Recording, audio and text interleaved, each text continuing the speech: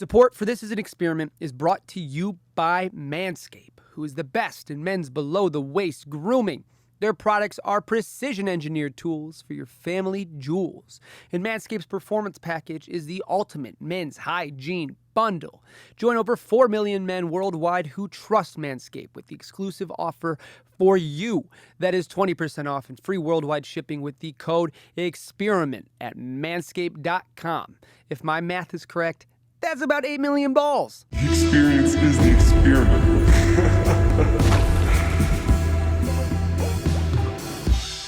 Today's guest is an LA-born musician and artist who left the Disney-signed record deal world to wreak havoc in hell in the world of pop punk. Please welcome today's guest, the one and only heydukeyousuck. Welcome, welcome, welcome. Let's do a clap track. A little clap track behind. We'll throw one of those in there. How are you, man? I'm good, man. I'm good. How are you? I'm doing great. I want to give people a little bit of a background. You saw the podcast originally on TikTok, and you hit me up. And normally, not that I'm weird about people hitting me up, it's just one of my favorite things in the world is to go find people. So if somebody's going to hit me up, not only do they better be good, but you better believe I'm going to go try to find everything I possibly can on this person. Yeah. And this was tough because there's not a lot on you because this is a new project. Yeah. And I didn't know you before. Yeah. But dude, when you sent me your track, I couldn't not have you on. I fucking love it. It's phenomenal. Thank you so much. I don't even know what to say. That means a fucking ton. It's really incredible. I'm allowed to curse. You don't care. Oh no, please do whatever you want. Fucking cunt.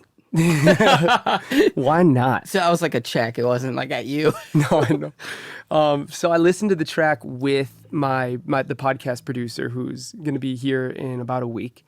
And both of us right away were just like, yeah, we need to have this kid on. He's super rad. Damn. That means a ton. Yeah. I remember when you sent that back because, yeah, when I DM'd you, I was kind of shooting a shot in the dark. I had no idea if you were going to even look at it or whatever. So I was, I've never done a podcast. This is my first one. So well, welcome, man. I'm glad that we can be the first one. Yeah, thank you for taking my V card. Of course. In real life, too. In real life. So tell me a little bit about you. We had a little bit of a conversation before we jumped on, but I wanted to keep most of it, or as much as possible, for the podcast.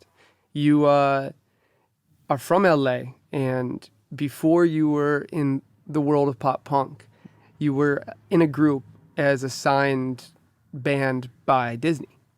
Yeah. I was in a group. I don't want to mention the name of the group, but so okay. We worked with the producer. The first thing he ever told us was, "Hey, I don't have connections, but I have this one person at Hollywood Records, which is Disney's label." And he was like, "That's my one connection." So we make this project. We go to this guy. He signs you. Great. He doesn't. That's all I can give you. It's all I can bring you. So totally. Let's just give this one thing a shot. So we literally had one bullet in the gun, and they signed us for whatever reason. I thought our music was trash. If we're being honest. Totally. Obviously we look back as musicians and the music we made years ago, we're like, this is tough to listen to. But I think what captured their attention was the fact that we literally gave no fuck. So we went into that room and we kind of performed for them. Mm-hmm. Literally, we just play the track and jump on their tables and fucking knock shit over and get in their faces. And this is Disney, Machine Gun Kelly style. Yeah, but I'm talking before that. I do know what you're talking about. I did that. We were doing that shit before him, and it wasn't as cringe. You took it, Machine Gun. Respect to you, Colson. But Mr. Kelly, sir. We started. Obviously, it's probably been done by a million different artists. Totally, it's part of the. But it's Disney, and I don't think they were ready for it. No, it's probably never happened at Disney. But I remember specifically the A&R that we went to that our producer was friends with. He called the president of Hollywood Records, and he said, you need to come into the room. I have this group that you need to see. Wow. Mind you, our music to me trash. But he came in the room, we did the same shit, performed. I think we blew his mind. I mean, you know, It worked. Whatever it was, it worked. It's somehow it worked, and Crazy. they signed us. It was crazy. I thought my world was made. I was like, oh, I'm about to be a Disney star. I'm famous, you know, 'cause especially back then, like my dream, I just like really wanted to be famous. Obviously, like music, performing, loved it. Like I wanted to do that, but I wanted to be famous doing it. And so yeah, I thought my life was made until they dropped us, which was another funny story.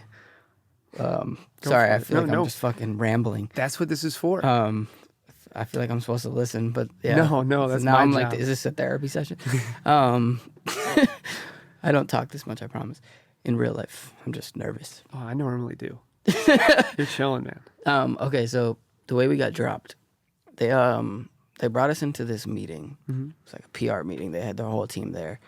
You know, social media people, brand, whatever, all these marketing people, and they basically told us, hey, if you have anything on the internet that you want deleted, gone forever, we got you. You know, we are those people. We can make things disappear. Yeah. You know, it's like some mafia shit. Without like the killing people. It's just like Yeah, it's deleting, Disney mafia. deleting. Yeah, I mean they probably, we don't know. No. But yeah, so you know, knowing us naive little children that we were. How old were you? I was in high school. I think I was 16 when we got signed, Wild. and we were like, okay, let's send them. You know, I had video, you know, whatever. We were dumb. Yeah. Like I was a little skater punk. You know, I had shit on the internet that was like me fucking around, and you know, I was like, okay, Being a this skater punk. maybe shouldn't be. If I'm gonna be a Disney star, you know, I probably should get this off. And then my music partner at the time had some explicit songs. We sent them all the stuff, and they wrote back. Yeah, there's a song called. I don't want to say it, but there's a song, and it had a vulgar lyric in the title of the song. What's it called? I'll bleep it. Make her. The face. I wish you guys could hear The this. face. Fuck it. Don't bleep it. Done. And yeah, so they wrote back, yeah, this song's already up for download. So people already have it. It's already, the deed's been done. People already have it. And a week prior to them debuting, they were going to premiere our music video that we shot with the director of all the LMFAO videos. His name is Mickey Finnegan. Shout out to Mickey Finnegan, great You guy. already shot it. Already shot it. The budget was $200,000. Like, we had the best director. We had like the best dancers that were all in like those huge dance crews back in the day. Like, Yeah. I'm talking like, yeah, it was a huge set. I had my own trailer. Like, it was insane. Like, we each had our own makeup artist that just followed us around all day. So you Like, really felt the Disney rock star life. I felt like I called my friends to come on set. I was like, I wanted them to see the shit, you know? Because they so they had crazy. seen me, you know, being like, can I borrow money for Chipotle? You know? Yeah, absolutely. So they needed to see this, you know? So, yeah, when I, yeah, the set was crazy. The video was crazy.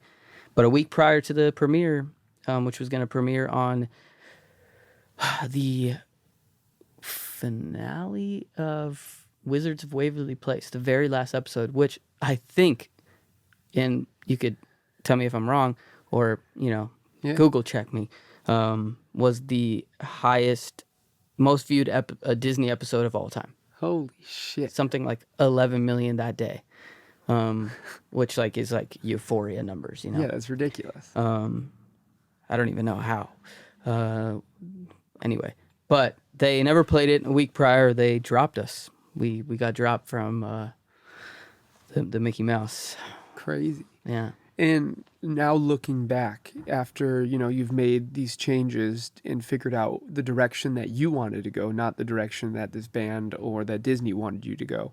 Looking back now in retrospect, do you feel like things were happening for a reason and that everything was kind of placed purposefully by the universe, if you will? I'm not gonna lie. That whole year after I got dropped, I was in such a depression. I mean, for a year, like I thought, like life was over. You know, everyone in my family, my friends, tried to tell me like this is a blessing in disguise. Something's gonna happen out of this. Like you don't need Disney. You know, you don't belong there. Which I never thought that I belonged at Disney. You know, that wasn't a place where I saw myself. I do enjoy cursing. I like doing whatever the fuck I want, you know? Yeah, totally. Which I don't want to be pigeonholed into this Disney, you know, machine Into that world, yeah. they basically control it's literally like I'm a walking like robot to them, you know? Totally. And I think a lot of people that were on Disney and have been on Disney say these things, and it's very true when you see the behind the scenes shit. It's scary. But yeah, I mean, I was very depressed about it. But looking back, you know, I think I'm over it now. Obviously, I bring it up still, so there's probably still some trauma that I, you know, want to reminisce. It becomes part of your story, and that's like necessary. Like, I don't know. Look back at some of your favorite rock stars or some of the biggest pop stars in the world. Whoever was the one at that time or in whatever point of your life you loved that music, all of them were dropped. Almost all of them were dropped at least once. Definitely. That comes with the territory. 100%. And normally when they come out of it, you see this change and everybody either goes, oh, who did they become? Or they realize the truth, which is probably, hey, they're probably not run by the machine anymore, and this is really who was there. They were just hiding behind this facade of the man, the corporation, the whole time. And there's nothing that's more of a detriment to creativity than being pigeonholed by whatever situation you're in. And if you stayed with Disney, you know, it could have been a good couple of years, and then maybe you could have been in a point where doing this would never have worked because you were already branded as this certain character, you know? Yeah. And this is probably, I mean, if you were skater punk before Disney and now you're into the pop punk world, this is probably a lot more accurate to who you are as a person, if I had to guess. Definitely. What was the change like when you decided, hey, I need to move on from this. I need to build something that is my own. When did that happen and how did that look?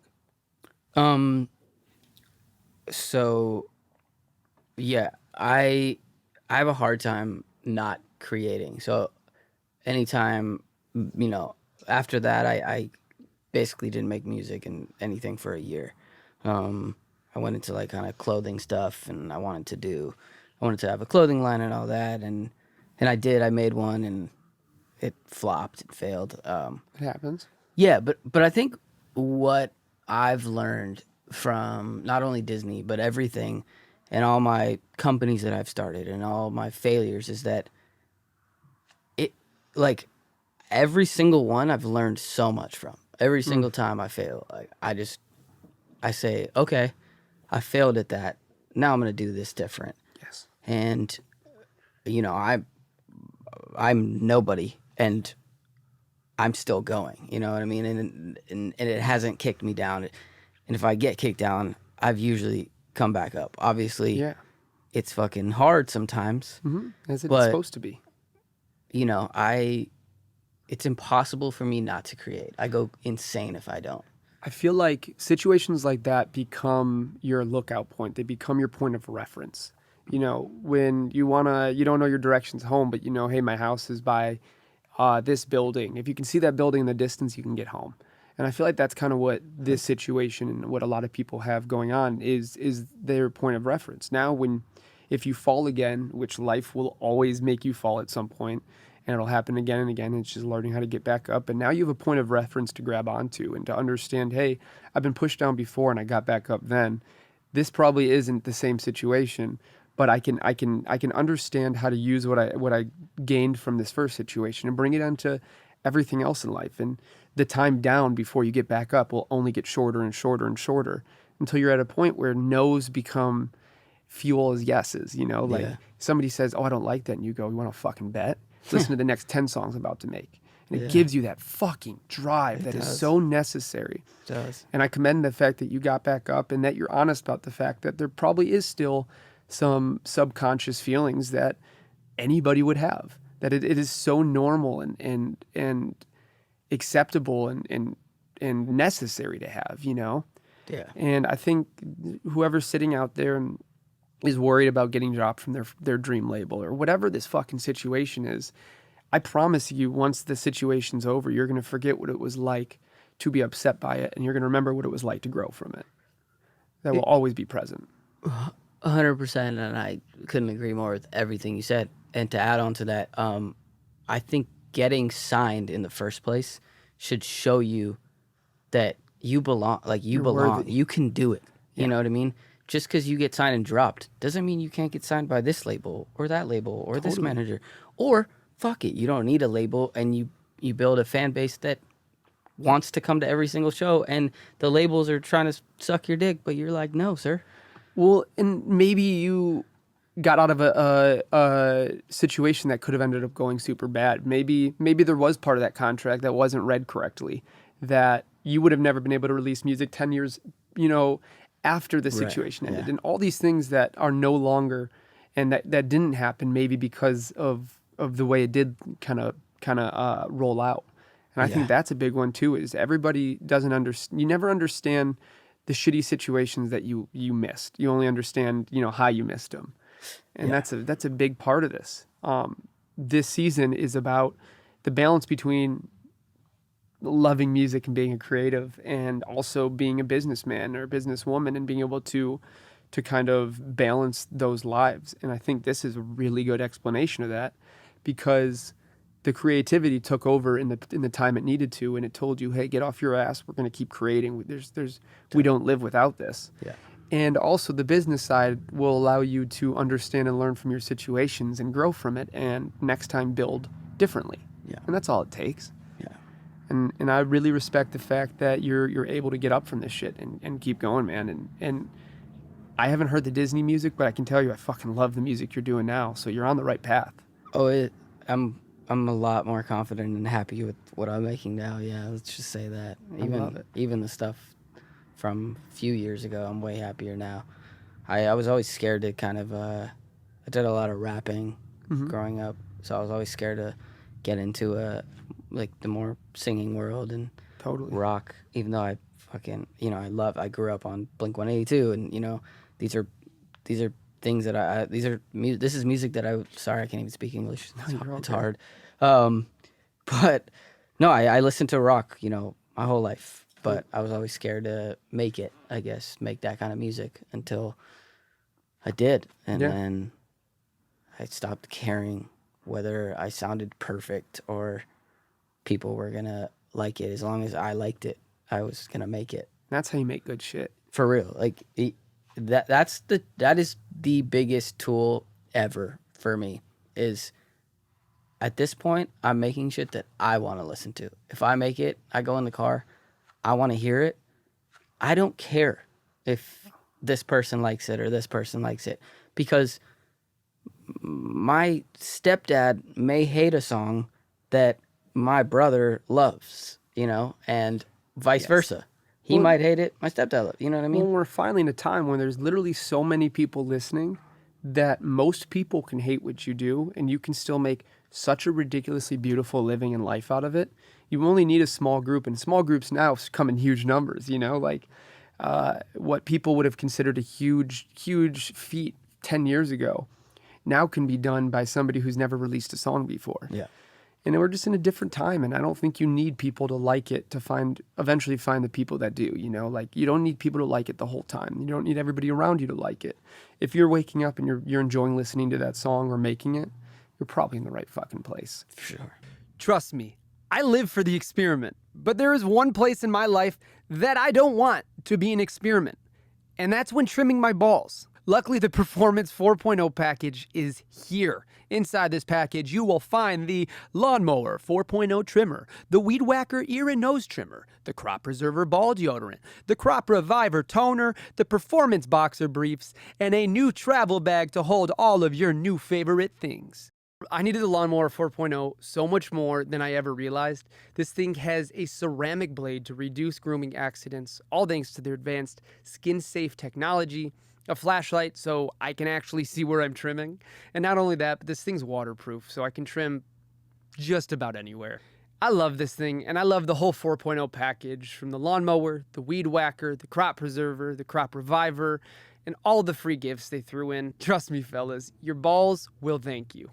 Get 20% off and free shipping with the code EXPERIMENT at manscaped.com. That's 20% off and free shipping with the code EXPERIMENT at manscaped.com.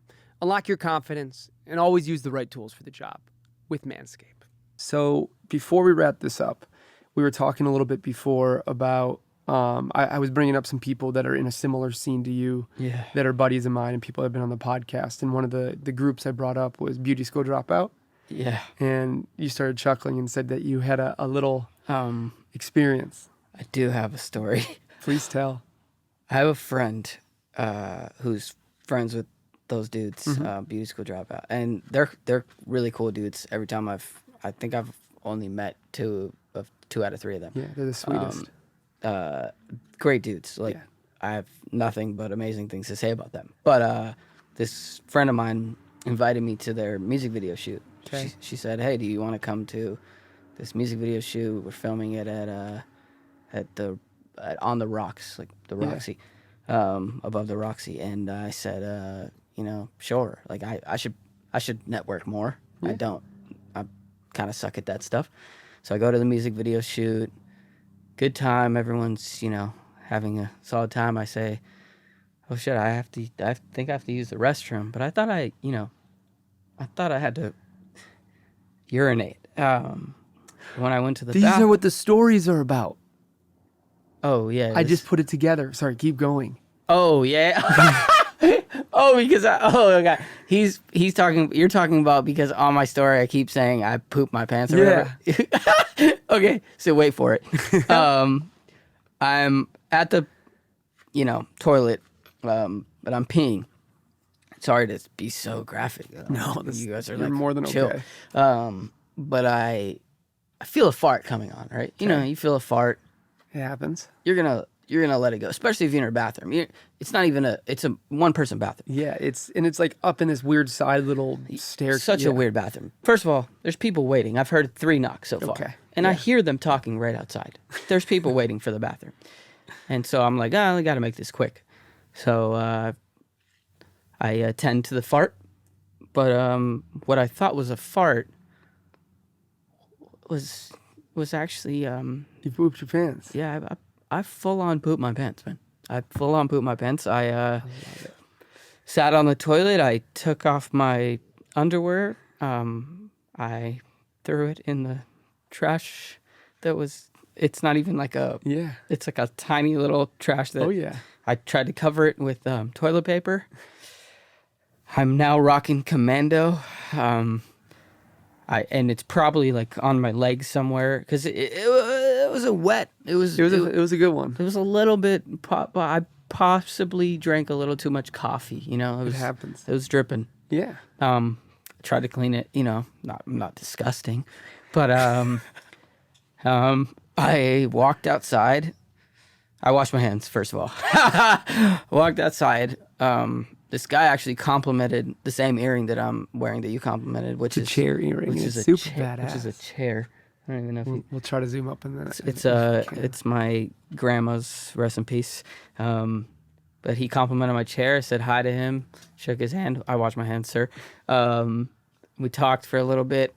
Meanwhile, all I'm thinking about is this shitty, poopy underwear that's It's a in the shitty trash situation, right now. as my dad would say. And a girl is the one who walked in right behind me, and this guy's waiting after her. So I'm just like so embarrassed, and they hadn't even shot anything yet. In the next 2-3 minutes, the director gathers everyone. She goes, "Okay, we're ready to shoot. Who wants to be on camera?" And all I'm thinking right now is, how can I get out of this situation? How can I just leave and go home without being like disrespectful to them, the band? Yeah. 1, 2, my friend who invited me here.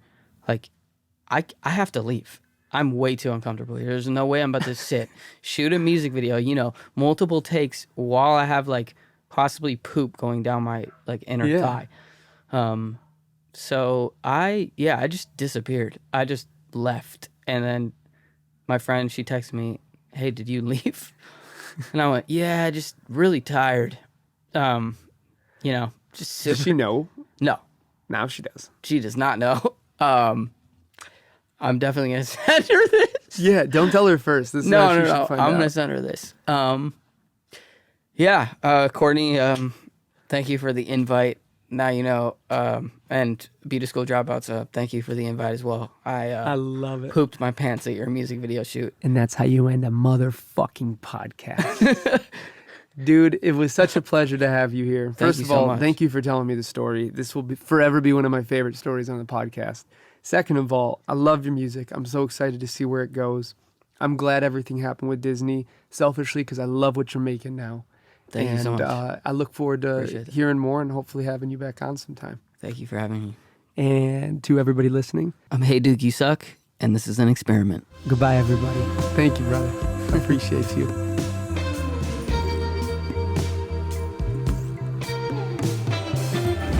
The experience is the experiment.